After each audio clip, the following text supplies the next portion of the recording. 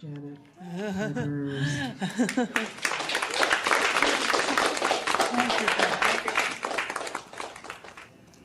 I've actually picked 3 because nobody seems to want to guess what Oh, for elements. And I'm right, I'm like, what elements do we do? Hi.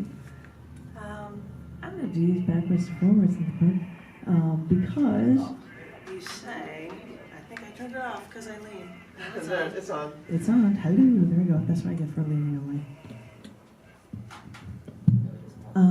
This first one is called Berkelium.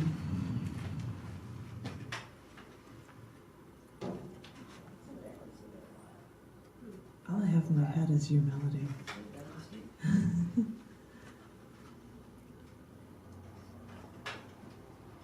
It was such a romantic affair, and when we kissed and said goodnight, a nightingale sang in Berkeley Square. A nightingale sang in Berkeley Square.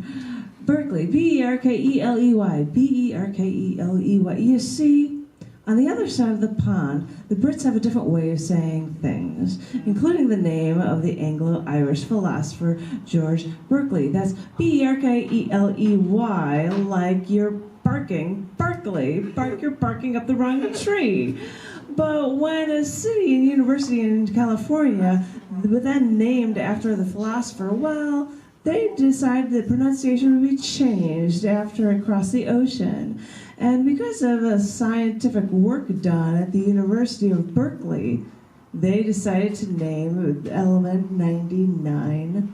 Wow, element 99. After the university. That's actually the only 2 elements in the periodic table named after a university. So I don't really know if you should pronounce it the way I would Berkelium, like in the States, or Berkelium, because I've been trying to learn a thing or two about Berkelium. And the thing is, it's never found in its pure form, because this transuranic radioactive and artificially produced element is a soft, silvery white actinide metal, and it sometimes has long half-lives throughout its isotopes. But the isotopes that range from microseconds to several days to the 333 days to 9 years to 1,380 years, they actually last for that long.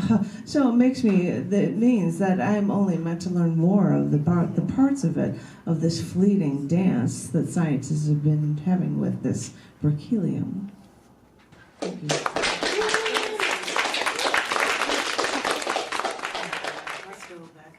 I figured it was a short one. I'll go with that one. So This one is called Radium. Women got jobs painting luminescent radium on clock dials. These radium girls, I'm already hearing you guys say, these radium girls would lick the tips of their brushes to get a finer point for painting the radium onto these clocks. And some of these women even painted the radium onto their fingernails or even their teeth. But before the Great Depression began, 5 radium girls started getting sores, anemia, bone fractures, necrosis of the jaw, and even cancer, because when it's ingested, the body treats radium like calcium, so the radium went straight to their bones. They sued the Radium Luminescence Material Corporation for damages because the radium was doing them in.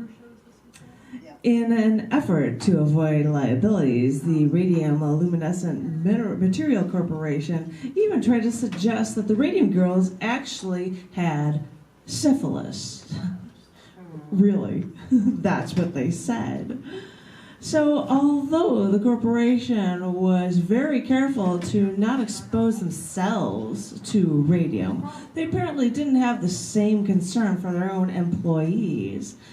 So, the Radium Girls may have been known for bringing on the labor laws, but scientists 5 years after the cases were settled and could still measure radium, they could actually still measure the radium in the exhaling of one of the painting employees. You just exhale it. You actually do that. What? Sorry, that's not the poem. That just freaks me out. I wonder if there was enough radium in their breath to give these radium girls a radioactive glow. Because at one point, radium was even added to toothpaste and hair cream because people believed that radium had curative powers. Imagine going to a spa with radium-rich water, because if you tell anyone anything to people in just the right way, you'll be amazed at what people will believe. Radium, thank you. Thank you. And I keep going back to the table for this last one. This is a bonus one because I have a poem for Astatine, which I believe is number 83. But I have a bonus one called Astatine in a Fantastic Car Crash. And thank you very much for this opportunity to read. Thank you. Thank you very much. This is Astatine in a Fantastic Car Crash. And our life is one big road trip now. And we set the cruise control and make our way down the expressway. And most of the time we're just moving in a straight line and the scenery blurs. There's nothing to see. But I know what's inside of you and I know what you're made of. There's no such thing as a calm with you. You are a fantastic car crash. You stop traffic in both directions. In your twisted way, you come from the decay of others. And what do you leave in your wake? More radioactive destruction as all around you slows down to stare, and all the gapers gawk, and the delay and the decay grows. Everything shatters with you, you know. It's a spectacular explosion until your instability corrodes you down to the basics of the world.